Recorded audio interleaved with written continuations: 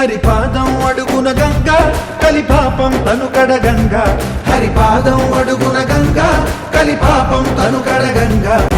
వ్యాసం ఇతిహాసం ఆ వ్యాసుడు ప్రవచించంగా ఖండం గణపతిదై కురు చరితము విరచించంగా యజుస్సామను అథర్వ శాఖలుగా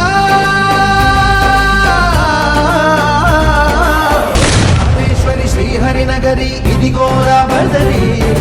వైకుంఠేశ్వరి శివికి నగరి అదిగో మహిమగిరి